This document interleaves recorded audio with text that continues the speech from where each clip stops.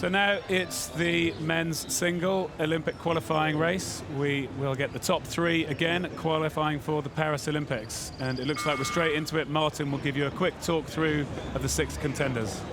Yeah, so over on the far side, it's the sculler from Serbia, Nikolai Pimenov, and that's Isak. I was going to say that's Isak from Isak Svengli, whose dad from Slovenia was an Olympic bronze medalist, I think, in the men's pair, and 23-year-old has made it through. So Nikolai Pimenov on the far side is up in lane 2. We're going to come down to the sculler from Bulgaria, Christian Vasiliev. There's Pimenov. Love to see him scull. He's such a big, tall man and very strong, sub 540 on the ergo. He was selected for Russia for the Olympics in Tokyo, but never managed to go. And he's now left Russia and come to live in Serbia. He got married earlier this year to, I think, Elena Obryanskaya, the Russian silver medalist from Tokyo. And this is a big deal for him. His dad, of course, Yuri, was an Olympic medalist in rowing, sadly now not with us, but at the moment the Serbian is up in front ahead of Vasiliev, the Bulgarian, and in third place Tim Brees, the lightweight Belgian, who's now gone heavyweight. Great shots there of the Bulgarian sculler Vasiliev. It's going to be another long race. Yeah, we should just mention the other scullers on this near side. Kalashnikak from Ukraine. We're seeing the Hungarian sculler there, Petvar Molnar-Bendiguez, who is obviously a crowd favourite, has been in the Olympics before, was in Tokyo. There's Tim Brees, the former lightweight. We're talking to his coach, Dirk Kwa, yesterday, and he's around about, what did he say, about 83, 84 kilos now, Greg, the Belgian sculler? Yeah, so he's worked his way up to heavyweight to be putting himself in this field, and he's been competitive. And this is fantastic to see just how close this one looks for that third place. Yeah, these scullers have been really brave in taking this race by the horns. There's a lot of crews there, really pretty close to each other. Headwinds tend to exaggerate the margins, but these guys have been really brave, putting their boats out, and pretty high rates of striking as well, trying to make the most of any bits of flatter water, calmer water, less wind that they've got there. So Nick Pimenov looks a lot happier, I think, than I saw him in the World Championships in Serbia last year, where he missed qualification. Looks a lot looser. The Serbians said he's, improved his level this year.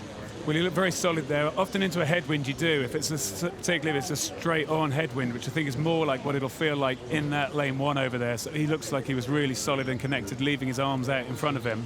So yeah, I think he's looking good in lane 1. Really interested in the Slovenian sculler and whether he can push back into that third qualifying place with Tim Brees. There's the Bulgarian, took that bronze in the Euros behind Tweller and Tuskos with that amazing sprint, pushed Ollie Zeidler out of a medal in 2022. So he can sprint at the finish, but I guess this headwind might have taken things out. My eyes drawn to the battle between the Belgian sculler Tim Brees and Svengli, the Slovenian sculler, for that third place.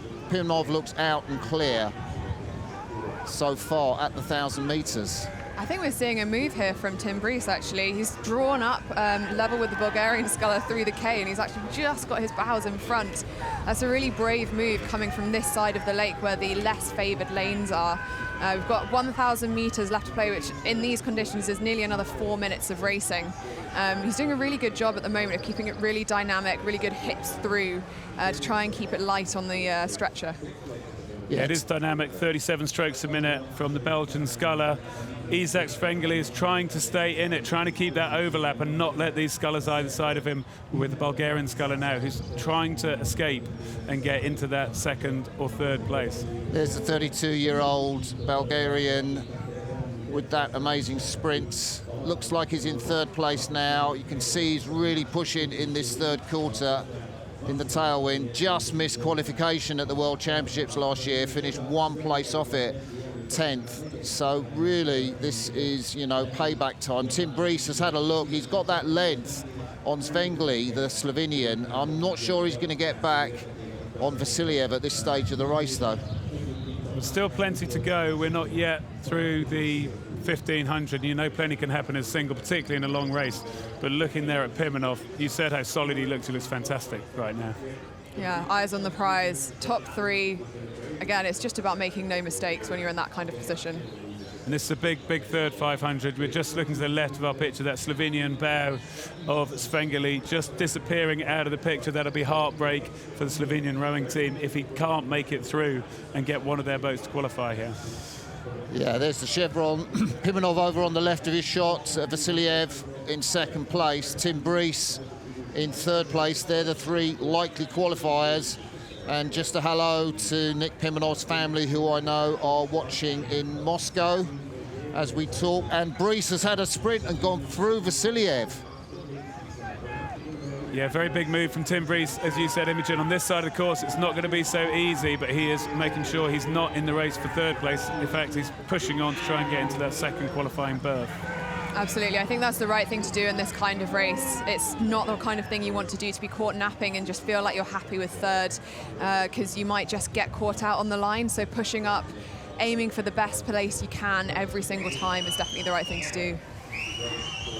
Pimenov over there on the far side. He's got that 20-metre lead, looks set. I have heard rumours that he might also enter a double scull, which he did very well with in Pierluca Regatta with Martin Makovic. We'll wait and see if they appear at the final qualifiers. Tim Brees and Vasiliev look set for those second and third places. Not much between the two of them. Vasiliev has come back through Tim Brees.